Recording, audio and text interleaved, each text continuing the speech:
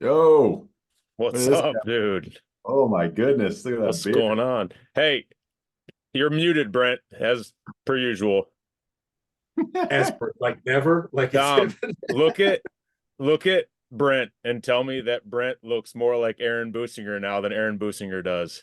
He does kind of look like him. I see it. Yeah, dude. he does. It's the Uh, baby. It's the well, baby face. He doesn't look like he's eight. He doesn't Tony age. Tony finally looks like a dad, and Salvo looks respectable. So we're all moving the right It's direction. true. I He don't know does what's trending that hat? upward. What's that hat you got on, Dom? What is that? It's an old Kansas City Athletics hat before Oh, the. very nice. I like that. Yeah. Very good. Well, I'm at, welcome, boys. We're already up and recording, Brent. So we're already a step ahead of the game now. So people can't complain that I didn't catch the beginning last week. So um, they can got me they can get late, which is awesome. Thanks. yeah, but you're fine. We're okay. We're good. We're on time. So welcome. This is I think we had pretty good positive reviews last week. I didn't hear anything negative. Um, so Mostly because we didn't say anything negative. I think it's just not the old well, AFL message board. that's true. That's true. But we didn't. I mean, people could have said we sounded like idiots too, or didn't make sense about what we were saying. So that's we've heard that before. So I thought it was great. I listened to it on the plane ride back from Portugal, and I was laughing hysterically. And I'm sure people were like, "What in the hell is this guy listening to?" yeah, Uh, that's but it was. I thought it was hilarious. I was literally talking to myself, like chiming in, like, "Oh, I got a antidote on that," but obviously couldn't chime in. So that's funny. That's funny you said that because Dan, I talked to Dan. Dan said he said the same. He was washing dishes after dinner and like responding to things we were talking about as with no one else in the room. So it's funny. yeah, that was it was a Well, good. and then like I listened to it back, and I'm like, I started edit. I fact checked myself, and I missed a few things. Right, Yeah. the Jared Powell game was not an All Star game; it was a championship game. It was actually fortunate that we took on all the Sharks to get. Holman was later, so I Oh, had to fact check fortune, myself. God. Not trying to be like PTI and those guys, but I did fact check myself later. You know? No, you're but that's I mean shit. That's what the I knew all of the stuff. I knew you were Right. wrong, but I'm not going to tell you you're wrong because that's Because I don't of want course to you did. Because of I don't course want you're telling me now. I mean, I it's don't want. Yeah, right. I'll tell you in person live than during. So, I um, appreciate you waiting for me to admit I was wrong before you decided to tell well, me that you knew it yes, all because along. That's awesome. that's a rarity. So, um, we have to make sure that happens. But no, but like I mean, like we talked last week, and Dom, I'm sure you can chime in on this. Like the amount of people we've played with, like to even remember like fractions of that stuff after the because it's been. I mean, it's 2024. The last time I played a game was 2013. Or no, after no, excuse me. I played a game when I lived in Tennessee in 2015. Um, Dom, what was the last time you suited up and played a football game? Because 2000, I know you're rocking hockey right now. yeah, 2010 against the Rage with a blown out shoulder, and got to watch Steve Daniels just run fly routes all day. Well, that's everybody got to watch that dude go crazy. So That was fun, and then got yelled at by Marcel Pfeiffer for not being able to throw the ball downfield. And I'm like, dude, my shoulder is literally blown out. Like I can't throw, and had rotator cuff surgery shortly thereafter. So yeah, so 14 years. And then Brent, what about you? Well, it was 10 for me. Okay, Except, one game I came back, played for the Steel because Brian invited me. That's someday that has to be a story. When we came back and played 6 years ago against a team oh, who I had a forgot about season that. to play. Oh my God. Oh, it was, there's a Sean Bell story there. Anyway. But yeah, I don't know if other I than know that, that. I don't know if I know that story. you were gone by then. I mean, you were out of state, I'm pretty Oh, sure. okay. When we get one of the Steel guys on Yeah. someday that was in that, we'll tell it because it was something, man. I remember seeing it on Facebook. It was, yeah. It was a lot of fun, and I really didn't think I could do it, and I did it. I wasn't supposed to do it. I did mention to Dave Birch that I did do it, and I thought it was joking, but I don't think he was happy at Oh, all. really? Yeah, when I inducted Brian, and then I will say this: the next morning, this is true. I didn't think I could do it. I did it. We had 4 linemen, so it was every other series off. When I woke up the next morning and looked at the ceiling and went to get out of bed, I could move. I wasn't paralyzed, but I couldn't move. Like Yeah. everything hurt so bad. I rolled myself over, threw my legs off the bed, and pushed myself up, and was like, never again. This was the worst idea of my life. Great night, terrible morning. Terrible morning. They usually are. They usually were fun nights and then rough mornings. I mean, even playing the 8-man game, there were rough mornings and some tough times. 6 years later, it was fun with those guys, but holy cow. Yeah. I mean, we used to see those guys who did it into their 40s, and I was like, that gave me the appreciation I probably didn't have, because I was, people thought I was old at what, 32, 33. Yeah. I don't know what those guys were doing, man. Yeah. You were old at 33, so just in case you were concerned. Thank you for that. You were always older than us, so that's always will be. 15 years older than me. Yeah, exactly. Generally, very, probably less mature for most of that. Yeah, but you know what? I feel like we brought that out in you too. Like that we were not good influence on you as much as you probably weren't a good influence on us.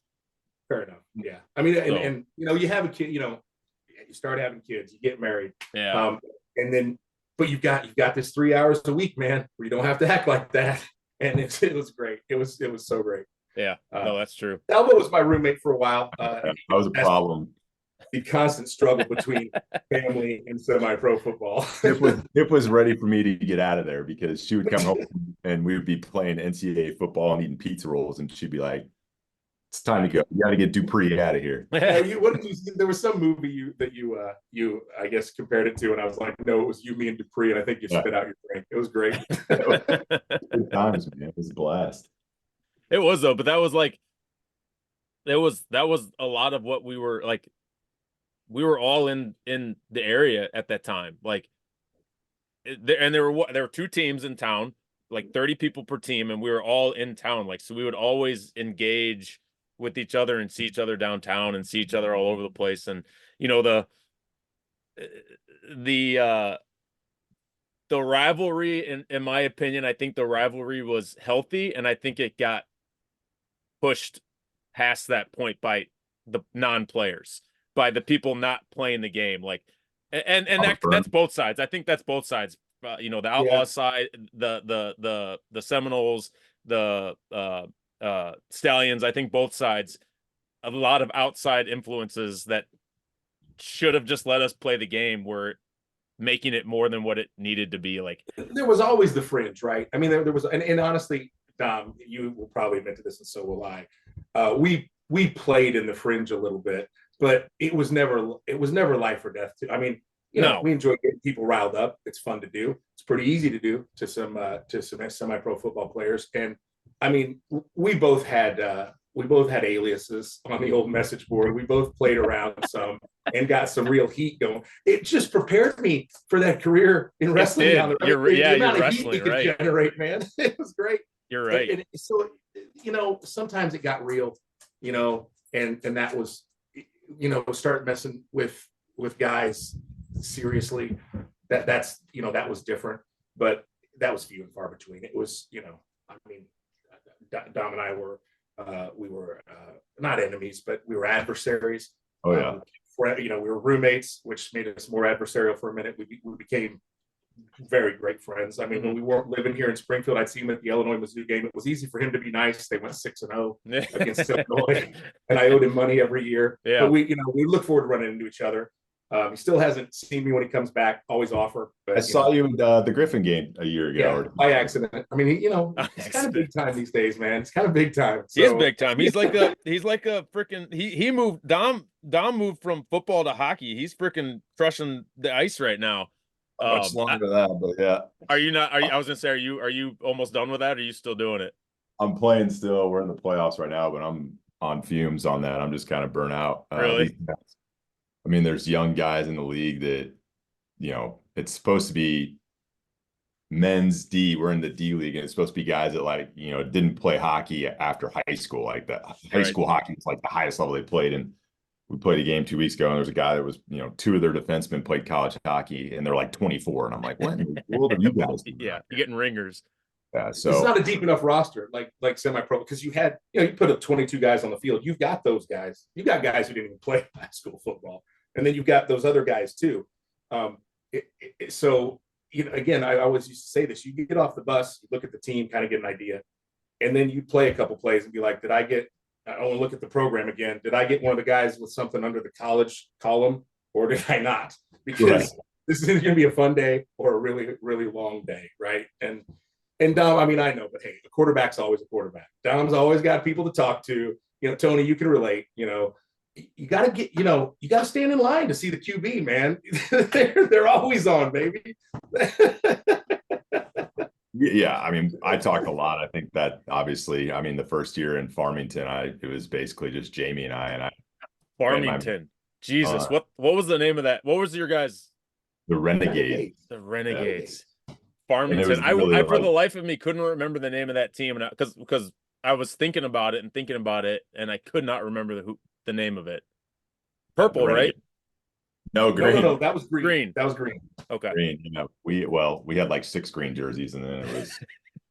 But you had Carlos Battle at D tackle, man. Did he? I don't. He didn't play for us for the Renegades. One game I know because it was out at Rotary, and he got down in the stands across from me, and he said, I mean, just that big smile with the grill, and said, "What up, Brent?" I was just like, "What is up?" I mean, I heard picked him up. I'm sure he was great at defensive tackle, though. I mean, he really. Oh my god! Best D tackle to ever play fullback. That's my guy. I'm probably going in for an MRI on my left shoulder from when he dislocated it in 2006. It was a clean dislocation, but they were like, when you get older, you're gonna have problems, and I'm having a lot of problems with it now. So don't take this the wrong way, Dom. How old are you now? Just turned 41. Are you fucking kidding me? I would have said you were like still 35 or 36. Like I wish. Man.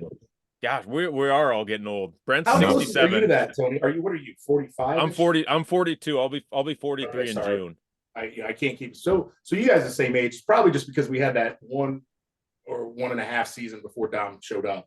Yeah. I mean, I always thought, like, I just call I call you 45 now. I'm 50, but I knew I was young for my age, trying to figure it out. It's and that's the thing. Try to get the ages right. And that's like the funny thing Dom said at the beginning. Like, you're only 8 years older. So when I started playing and I was 22 or 23, you were just 30, but we felt like you were like 35 and had been playing for 20 years. But that's just the way. That's kind of the aura you had a little bit.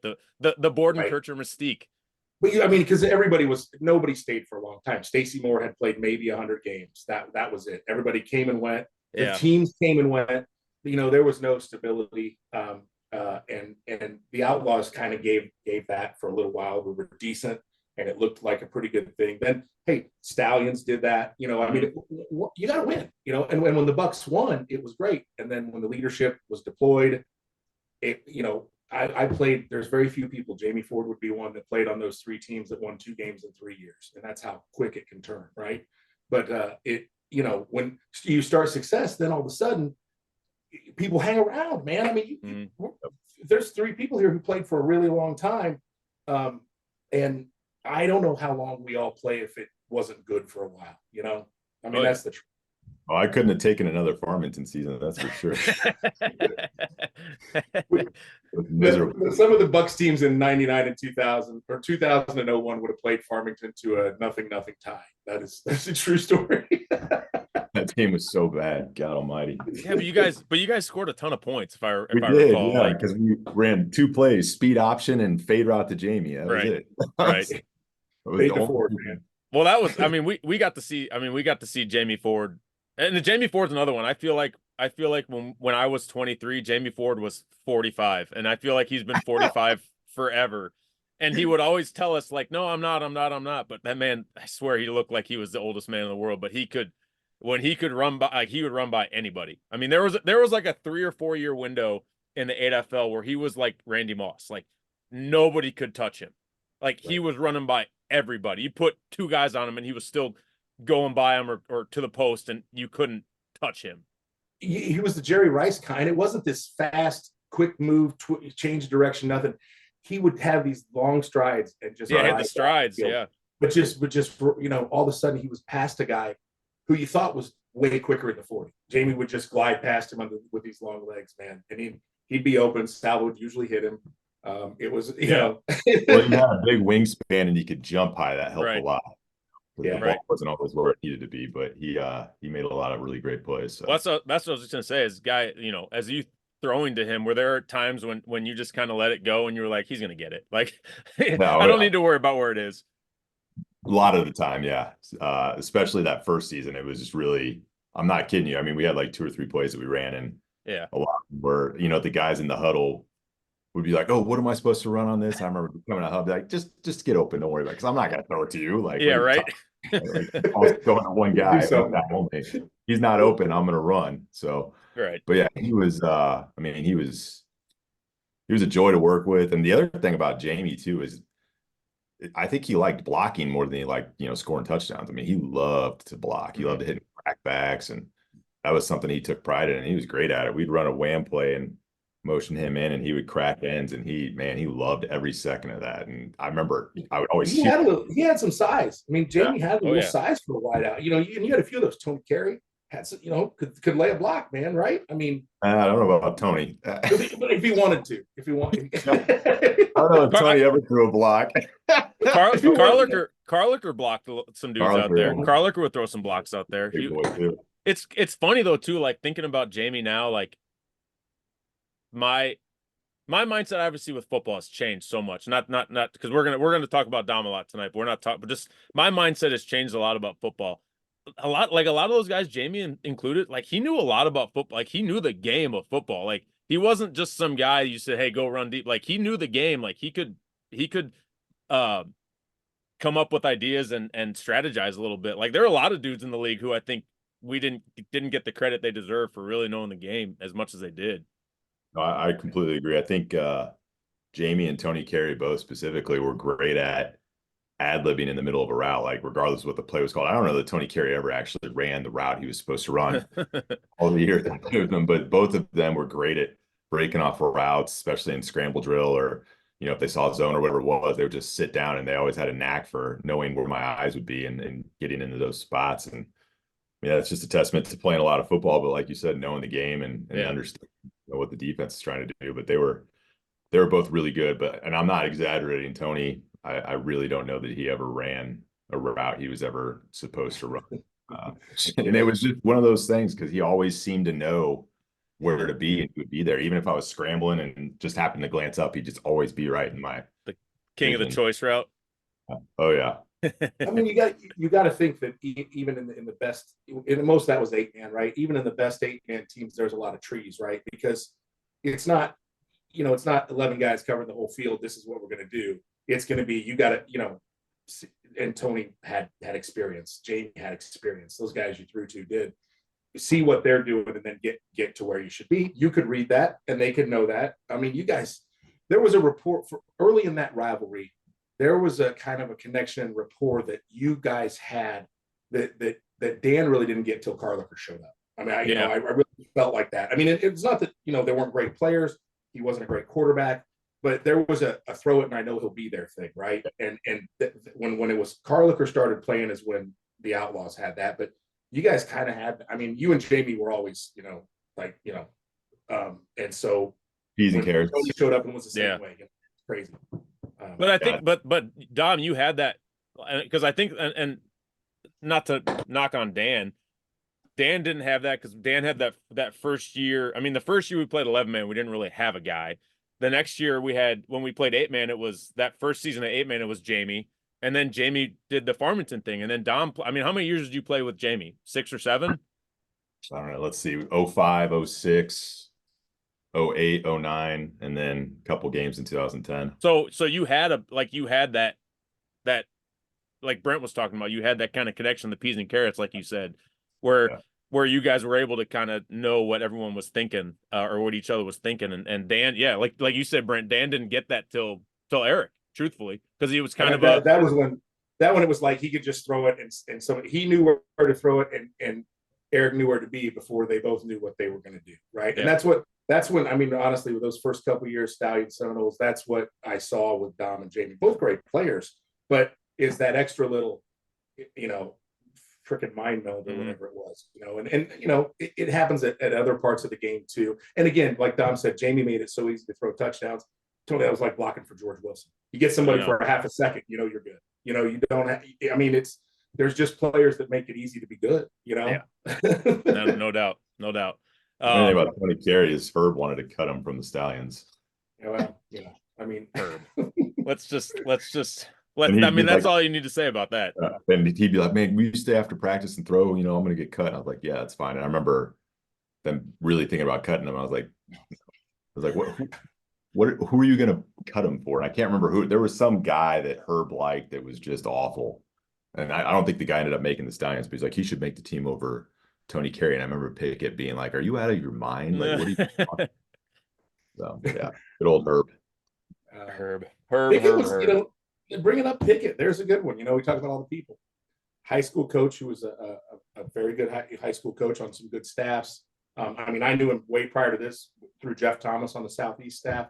He was a big plus for the Seminoles and the staff. Pickett knew X's and O's, man. He really did. He's one of those guys. I wish the rivalry didn't turn as venomous as it did, because like I would love to just sit and talk football with Nick, and we unfortunately could never do that. He'd probably do it. But I mean back then, even back then when we were playing the game, like he was so like he was kind of like Derek, and like he knew what to call at the right time every time. It felt like, especially when you guys were just scoring points in boatloads. Like it always felt like he knew just the right thing to call. He was sharp, yeah. I mean, he prepared a lot too. I mean, he would wear me out with stuff. But I lived. There was a year or so where I lived off of Governor Street in Springfield, and I lived literally the block behind him. Yeah. So I was at his house all the time, and like, he's married and had kids, and his wife Stephanie, I'd go over there, and mainly because I wanted to eat. Like I knew I'd get a free meal, right? Like he'd pop in film, and we just talk ball, and it was great. And he was a big proponent of just slinging it, right? Kind of like, I mean, just let's throw the ball over the yard, and we did that until we got George. Once we had George, we ran the ball a little bit more, so that was a nice perk to have. Yeah, he's always a nice perk to have. There were plays. It wasn't drawn in the dirt. Everybody get open. I mean, you could see that there were routes that were meaningful, and I mean, Nick knew what he was doing. And that's crazy. A little, slight of build, smaller guy, but when he was about business, he was about business. Dom, you remember that when I played that one season for the Seminoles, and everybody's like, "Yeah, come on over." I left the Outlaws maybe prematurely, didn't think it through. You guys had your guy, and I wanted to play, and I went over there, and I was getting ready in Southeast Gym. What's the first thing he did? Walked up with that piece of paper and said, "Sign here, brother," because this is serious, and I'm not screwing around if you're just here to check it out and go back to the Outlaws. And that was first thing. Not high, not anything, and we'd known each other for 10 years.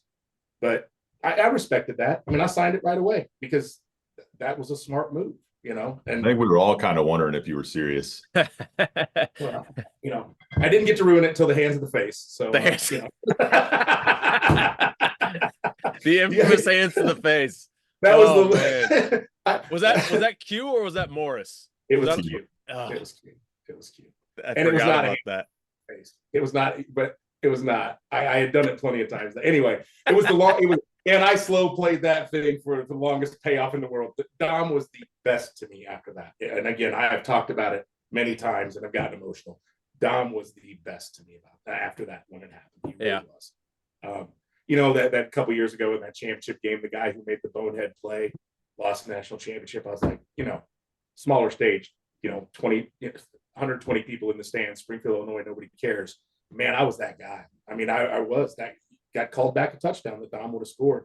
Oh yeah. And you guys talked the refs into it too, Tony. No, we did not. It was you did. We could. Dan has admitted it. When Dan is on this show, Dom, don't forget to ask that question. We could not convince Bob of anything. They hated us. I don't even remember if was Chris was Chris overseas at that point for that year, or was he back?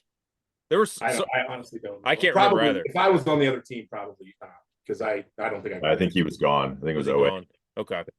But I was actually trying to think about that. I was trying to think about that the other day, and I don't know the years that you were there, that you were playing for the Seminoles or Stallions. I don't think there was ever a game that was more than like one score. I mean, it was always a close game. I don't think there was ever a blowout. The only time you could really say there was a blowout was the convention center game, which you Yeah. guys won. It was like 24-10 or 24-7 or something. Yeah. But there was never like at least that I remember. And my memory's not great, but I don't think there was ever like a 3 or 4 score game, like just a I think the crushing. year, the '08 year when we played you guys the second time and at Four Seasons, we won by a couple scores and then we came back and lost in that playoff game, if I remember right. Was it? Okay. I think, but I mean, God, they all blend in, I know. right? That's And they were all so competitive and a They lot of were. them The first one ever was the Troy Helton hitting you into the bleachers. The guys from the Steel who we had signed came down. That Right? was And a we fun got day. them. And then the second one, but so it had to be that the was year after. yeah, because Had to that year yeah. was the convention That was center year. 06. Yeah. Yeah. That was Okay. a fun day. Okay. That was the I day can't. that So Carlos took my shoulder out. Yeah, your shoulder, and you got it. Wasn't that was that the Bleachers, gas yeah. on the leg? Yeah, I got to the hospital. They tried to put my shoulder back in on the sideline and it was not going back in, obviously. I get to the hospital. Before that, I got hit into the bleachers. All I remember was going into the bleachers. I don't really remember it being late per se.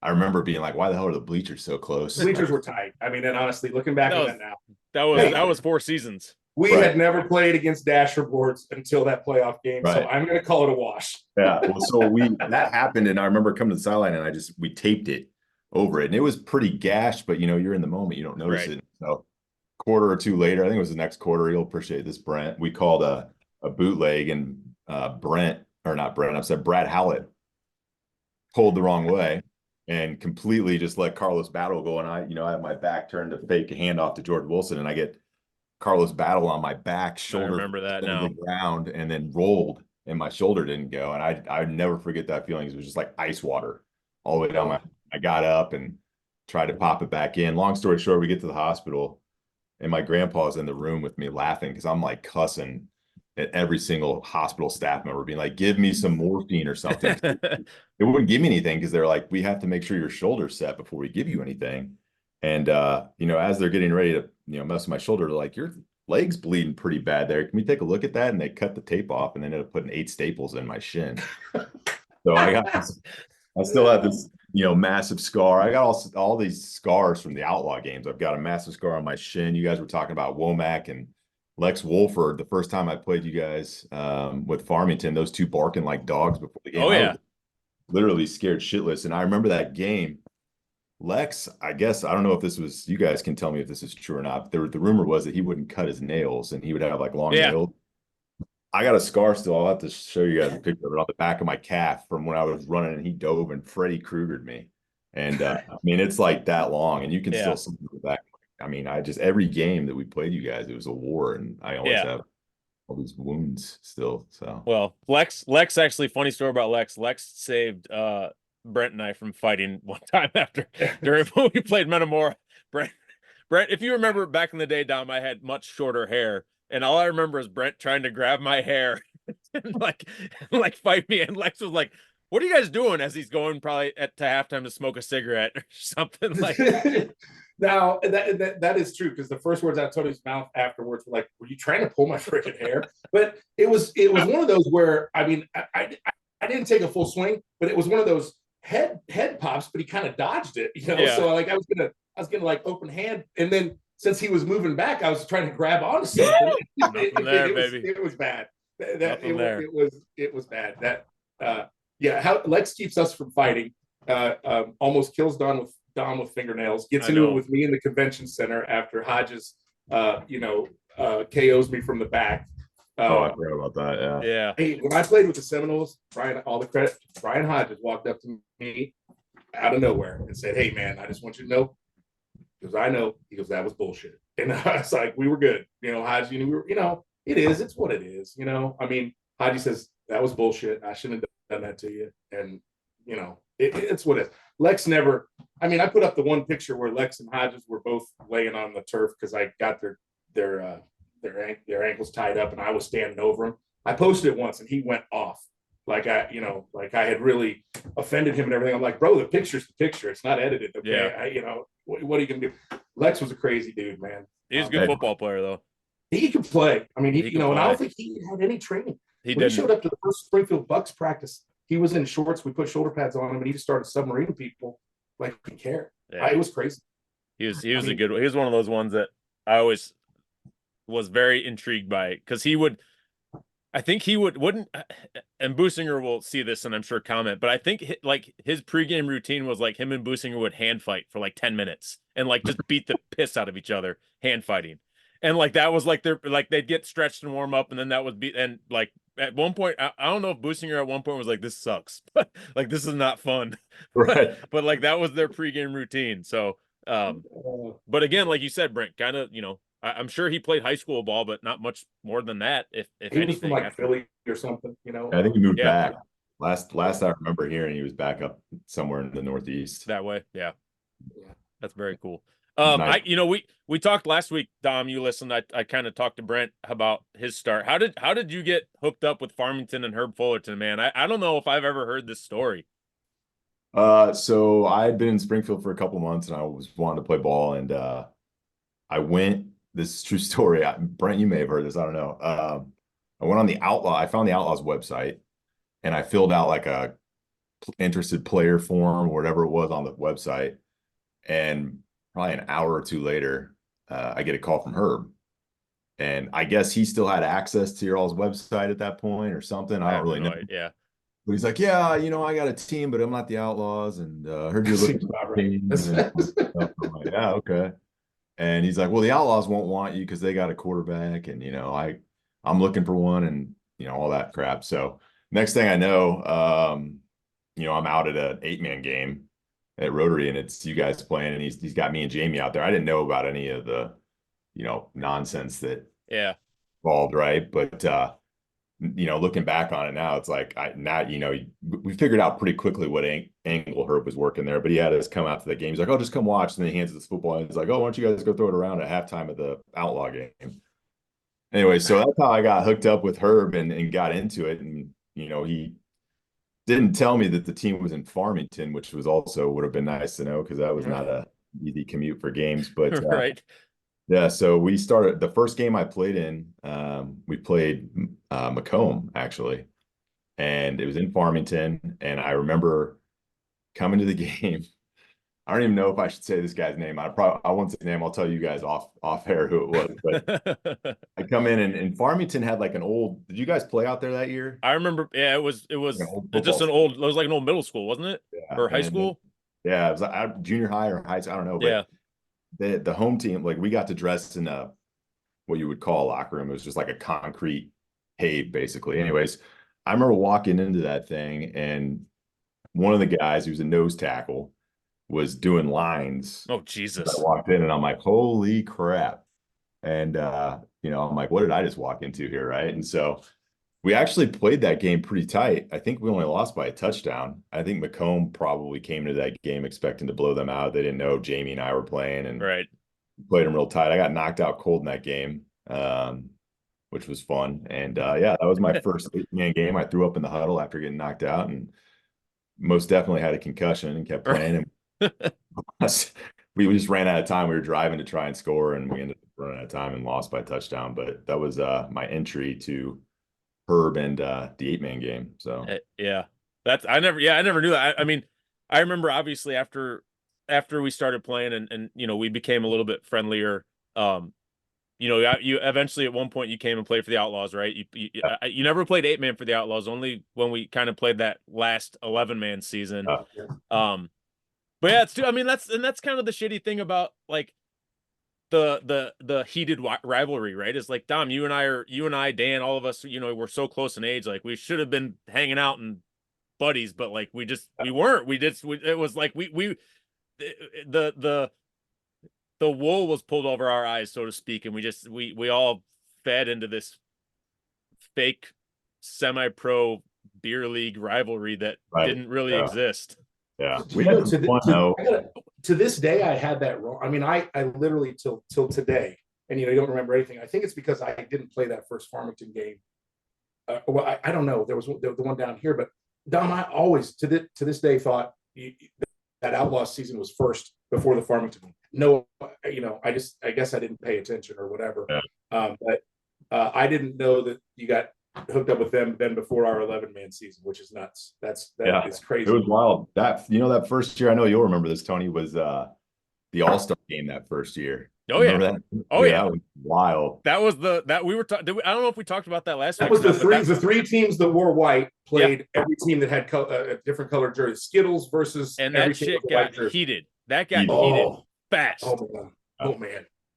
Because that was, was. and that was, but it was such a, it was, but like even that game, like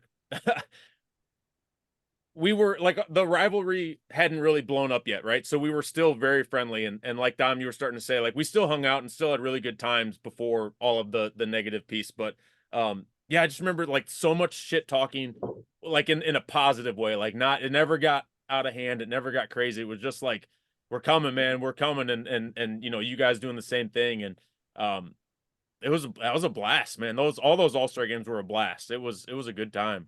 You know, it was weird being around for a lot of years where we weren't competitive. And you know what happened that 11-man season, and then I'll say it, Don would say it, Dan was here, he would say it. We had two good quarterbacks. You know, I mean, that was a simple fact. Both of them won championships, right? And I mean, it was, if I was going to personify it, it was like, you know, we had a Doug Flutie, you know, versus like a Jim McMahon or something, because, you know, I mean, Don was taller, looked the part, you know, and Dan just found ways to always do the right thing and win, you know, and Dom could throw the ball probably deeper than Dan, you know, but Dan could chuck it for a little guy. I mean, you know, well, you could float him, I guess. Jamie could run under him better, it just seemed like, you know. Dan was good on his feet.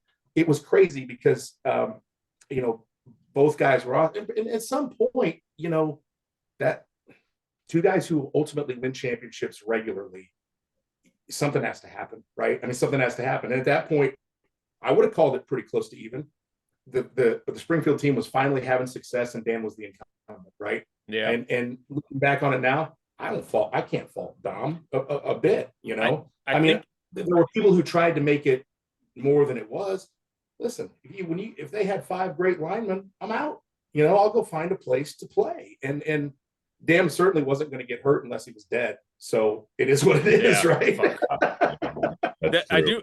Dom, to Dom's credit though, Dom I think has the, you know, we didn't keep accurate records until I got there, but I think Dom has the longest touchdown pass in Outlaws history for 11-man. It was we were playing the what was the team? The Belleville Justice, and they were kicking the piss out of us. And Dom played quarterback because Dan was gone, and we're at like the -2-yard line, the -2. You know, we got to go 98 yards, and we throw a pass, and Dom's scrambling, and he does like a little flip pass to George Wilson, who goes 98 yards for a touchdown.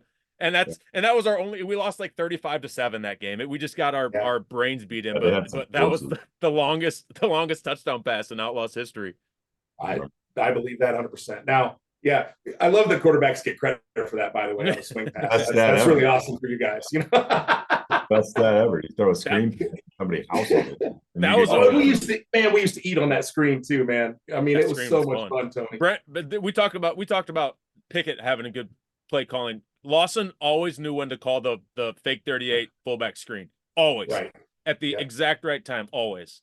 You run that X out all day too, right? You run the fake 37 X out, and the tight end would be 8 yards downfield, and then you get Q. And with any luck, God willing, me or Boost could be out there, or Cody could be out there, and sometimes we're, sometimes weren't. But if we got the first block, Q could take care of that business. You know, it was a lot of fun. That Justice game too, or Dom, we if I recall, we were missing a lot. Like Brent was talking about having 5 good linemen. We did not have 5 good linemen that game. Yeah. Like I was playing center, and I think I had broken ribs. And the nose guard from Belleville somehow smelled my broken ribs and hit me in the ribs every single play. I think Eric Angeli played guard. He did, yeah. Is that the game Herb played guard too? Robertson was back and played. Herb had to play guard that game too. Brent, right. You weren't there. Okay, that wasn't the one where Gillette was going to go to his car. Gotcha. No, that was in Belleville. Okay. That was this was Dom wasn't at that one, I don't think. I think they were ranked nationally too, weren't they? They were always so good. Yeah. And it turned into a bunch of law enforcement guys, you know, who were always in shape and you know, I mean, they had like the longest yard team with when you had to go to their place, when you had to go play them, they had a guy walking around the field with a microphone. Like that, he was announcing the game, like walking around the field, and he'd be on your sideline, like talking shit about, and it's like, dude, like and one mixed. Yeah. This is so. God, And we missed our ability to somehow bring wrestling into this. I don't know how. It was brutal. But yeah, so the game that Brent's talking about, Dom, we go down there and it must have been 05 or 06 because it was before you had gotten around. And we were just getting our tails beat in, and Cody got ejected. We put another person's pads on him to try to sneak him in the game, and it worked. So semi-pro. We're running down on a kickoff or a kickoff return, and Morris, you know Morris got clipped or something happened, and all of a sudden, John Gillette goes running to his bag, and we're like, what's going on? And Chris, knowing John, because John had played for the Bucks, correct? Yes. Yeah, runs over there. He was going for his gun. Like, yeah, and there was like 8 minutes left in the third quarter and lost, and we were losing like 30 to nothing. And Austin was like, "We're done. We're going home. We're done. It's over." And like that was the game. So Lawson had been on the other side of that in Gary, so he knew. Well, I mean, yeah, he knew. A guy starts heading to their car. Now, and I can't say that John was or wasn't, but I just know this: when a guy is heading to his car at a certain pace and as mad as they are at that point, and they have a background that enables them to conceal carry, or they're somebody with enough felonies they don't care, which is what happened in Gary against us. You don't mess around. You don't wait to see. John used to go. He used to get off shift, come play 8-man, and he'd be giving himself IVs on the sideline. Like he would just stick the needle in his arm, give himself didn't he? Yeah. I remember him. He was a psychopath.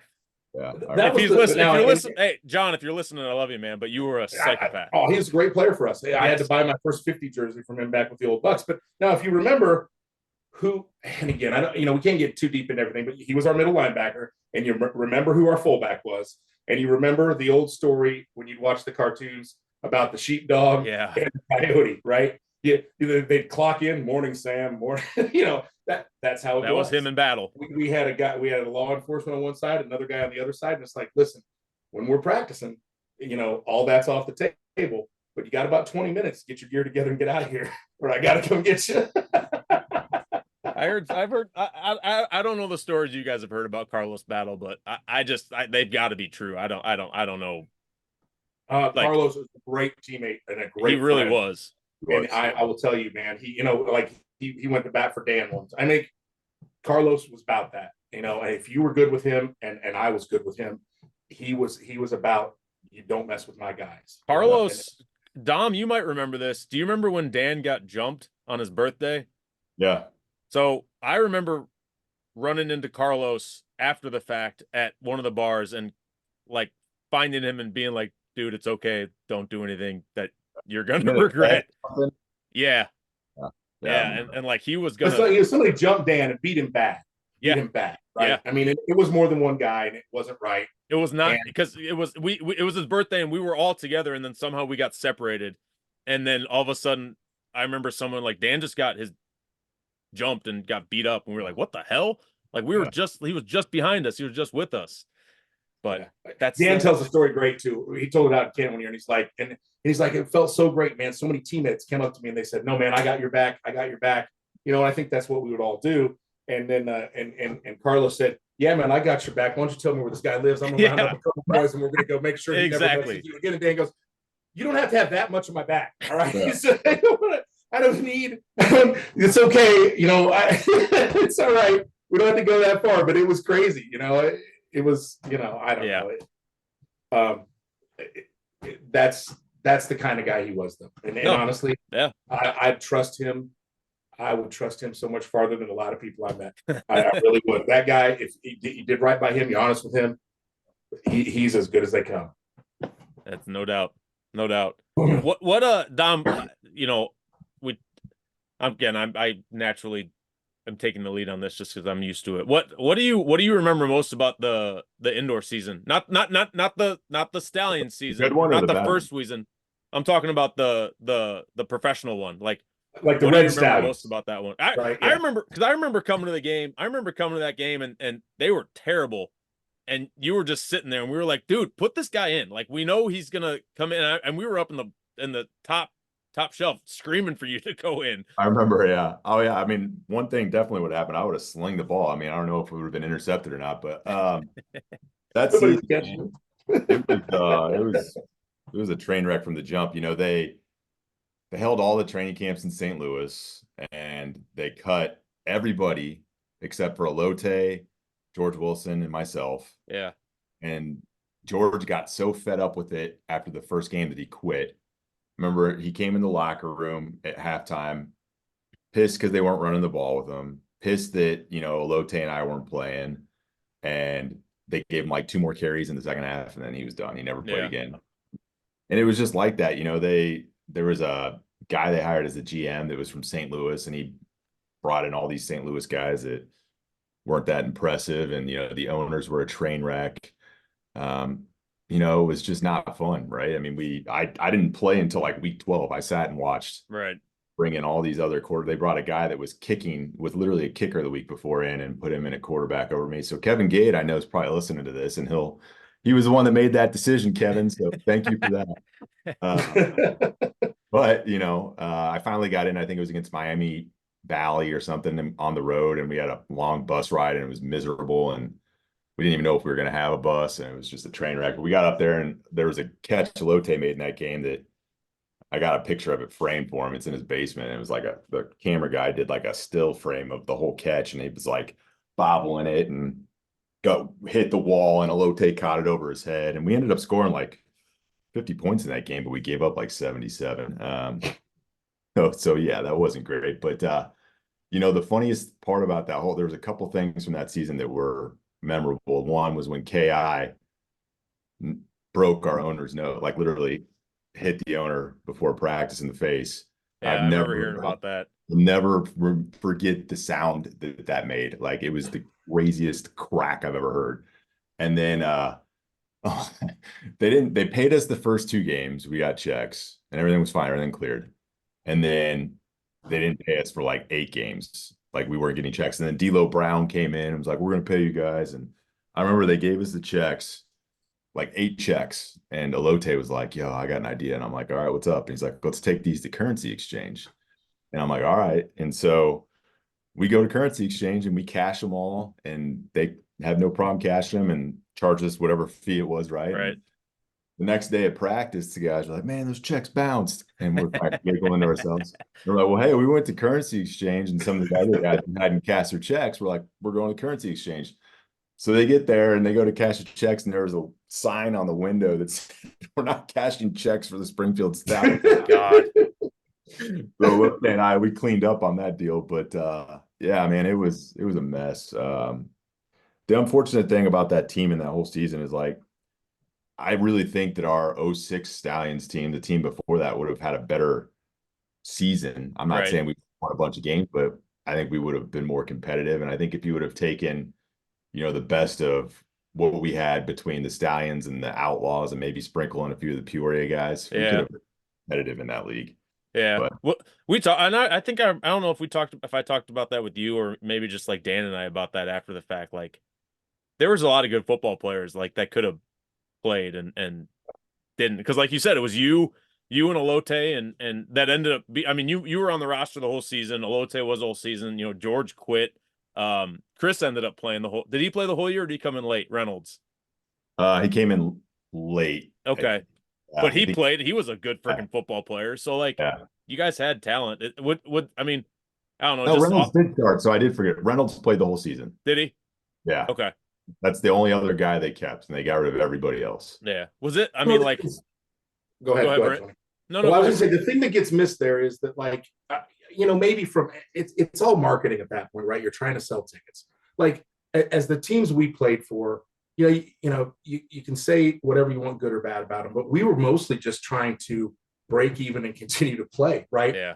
So at that level, and I mean, that would have been a good team. I don't think it's a team that necessarily any of us singly could have beat based upon talent, but you lose a little dedication, right? You know, but you need a name. You need a guy. I mean, you're looking at 3 guys on this cast. I never played the down of college football. Tony went to a D3 school. Don played a couple up north, right, after coming out of high school. So, you know, they want to be able to sell somebody, right? They're trying to make money on a for-profit deal. And guys like George, who played a DB years ago at Eastern and then became a running back and has to serve in serving his country, chose to serve his country and can't be there all the time.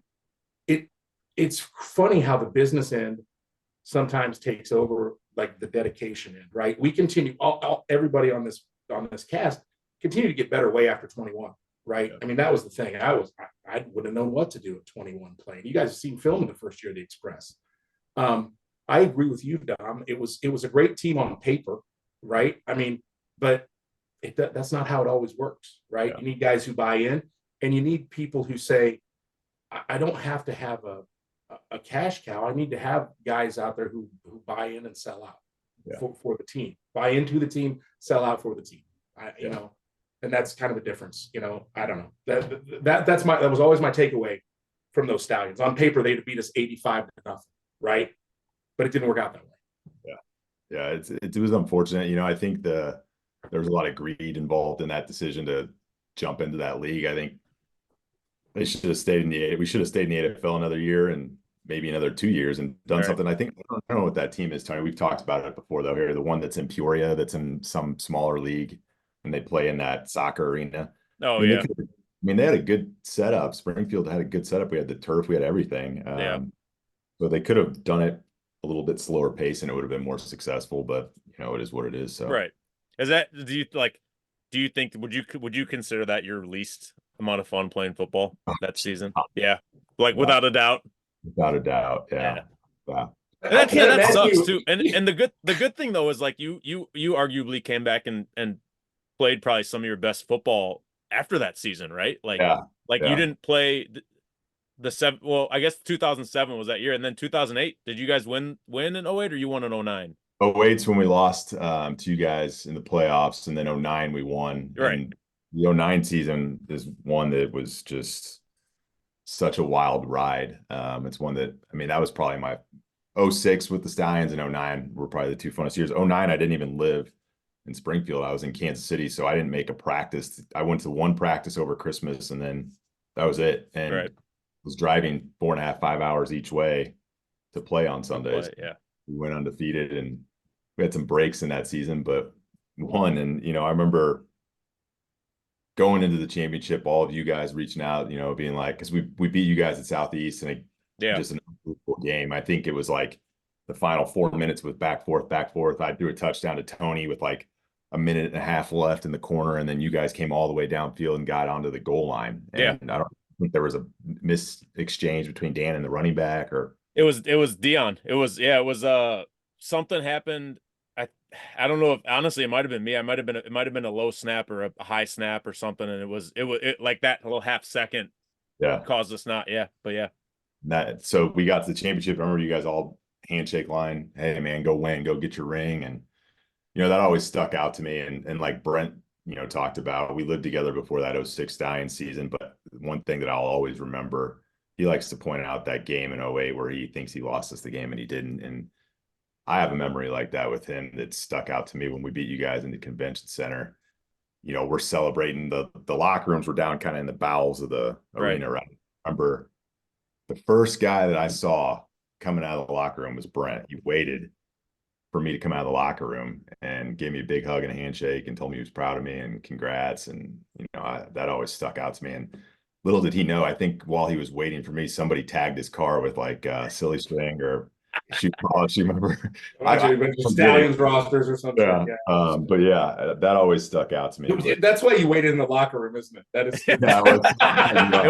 It was all part of the plan. It was all part of the plan. It was the 08 or 08 and 09 were a lot of fun with the Seminoles. 09, just being able to do that, to win and not not practice, not be in the city and all that. I wasn't even going to play. I was done after 08, and I came home for Christmas, and I was out with Kevin Norris, Reynolds, a bunch of guys. I think we were, whatever catch was at that point, I think it changed, but we were drunk, and they're like, you got to come back for one more season. And I'm like, fuck it, I'll come back, and drunk. And then the next day they're like, all right, we're going to practice. I'm like, shit. One practice, and then next thing I know, I'm playing.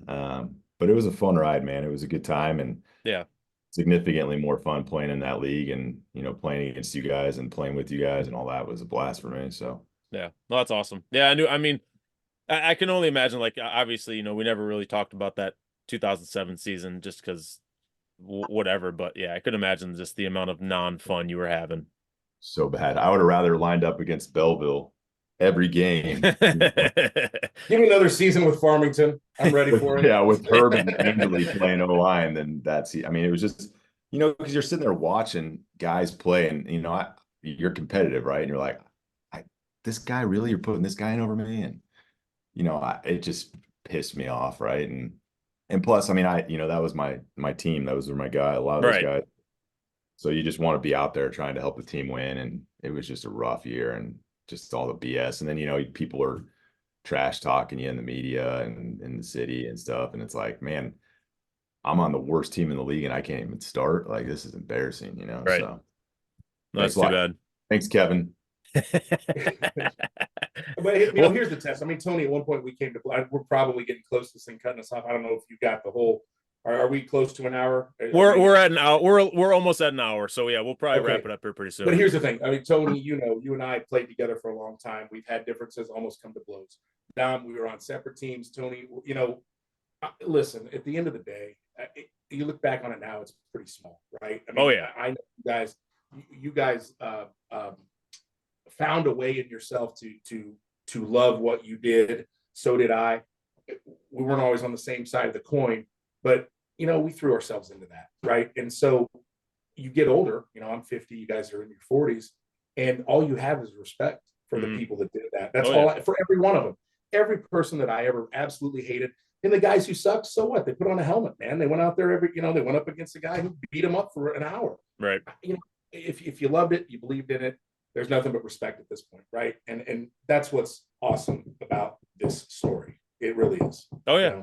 I mean, that's the thing. There's you wish you almost wish you could go back and just do things differently, but that's there's we it would have been that's half of it, half the right. experience. It's half the experience. No doubt. Yeah.